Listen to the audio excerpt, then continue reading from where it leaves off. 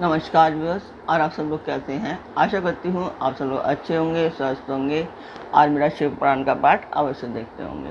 तो सबसे पहले हम जान लेते हैं कि कल तक हमने कहाँ तक जाना था। कल तक था कि मस्तक, ललाट, दोनों कान, दोनों नेत्र, दोनों नासिका, मुख, कंठ, दोनों हाथों, दोनों कोहनी, दोनों कलाई, हृदय, दोनों पार्श्व भाग, नाभि, दोनों अंडकोश, दोनों उरु, दोनों गुल्फ, दोनों घुटने, दोनों पिंडली और दोनों पैर, वे 32 उत्तम स्थान है। इनमें क्रमशः अग्नि, जल, पृथ्वी, वायु, 10 दिक् प्रदेश, 10 दिक्पाल तथा 8 वसुओं का निवास है। धर, ध्रुव, सोम, आप, अनिल, अनल, प्रत्युष और प्रभास, ये 8 वसु कहे गए हैं। इन सब का नाम मात्र लेकर इनके स्थानों में विद्वान पुरुष त्रिपुंड धारण करें। आप जानना चाहेंगे कि मैं ये पाठ क्यों कर रही हूँ। तो ये एक शुभ कार्य है, मंदिर के लिए है और मैं इस समय आप सब लोगों का सहयोग चाहती हूँ, तो इसीलिए ये पाठ कर रही हूँ, और ताकि मैं उस उद्देश्य को पूर्ण कर पाऊँ। तो जिस मंदिर का मैं वर्णन कर रही हूँ उस मंदिर की मैं वीडियो डालती हूँ, आप लोग देखिए और मुझे बताएं आपको मेरा पाठ कैसा लगता है।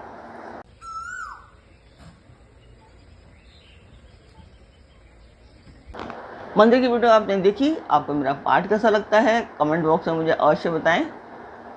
तो अब चलते हैं हम आज के पाठ पर। स्वागत करती हूँ मैं आप सभी का अपने इस कार्यक्रम शिव पुराण में। तो सबका नाम मात्र लेकर इनके स्थानों में विद्वान पुरुष त्रिपुंड धारण करें, जो कि मैंने अभी बताया था। कल तक हमने यहाँ तक जाना था। अथवा एकाग्र चित्र हो, 16 स्थान में ही त्रिपुंड धारण करें।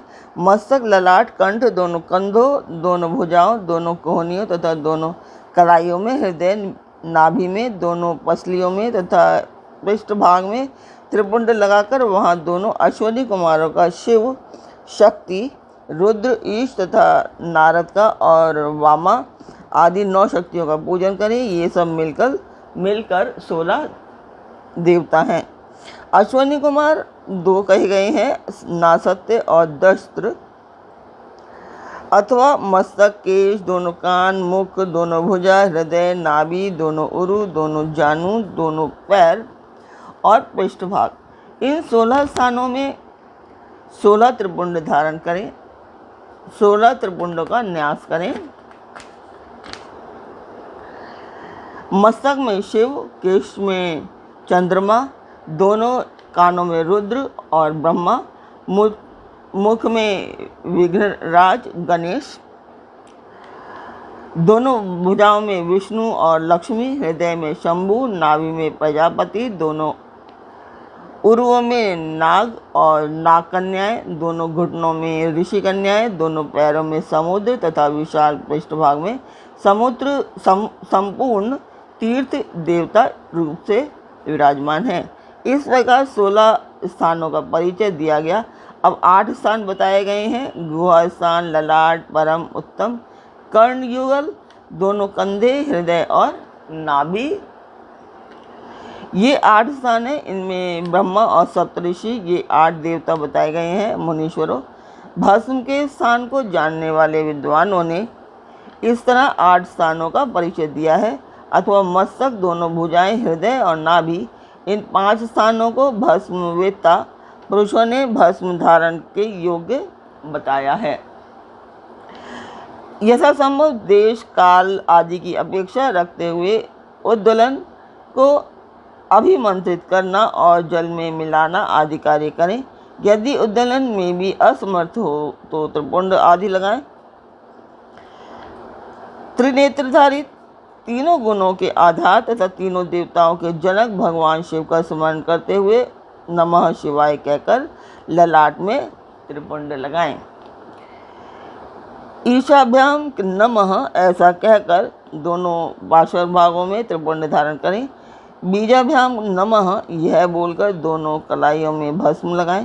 पृथभ्याम नमः कहकर नीचे के अंग में, उमेशाभ्याम नमः कहकर ऊपर के अंग में तथा भीमाय नमः कहकर पीठ में और सिर के पिछले भाग में त्रिपुंड लगाना चाहिए। तो त्रिपुण का अभी समाप्त होता है। अब हम चलते हैं रुद्राक्ष धारण की महिमा तथा उसके विविध भेदों का वर्णन। तो सूत जी कहते हैं, महाप्राज्ञ महामते शिवरूप शौनक। अब मैं संक्षेप से रुद्राक्ष का महात्म्य बता रहा हूँ, सुनो।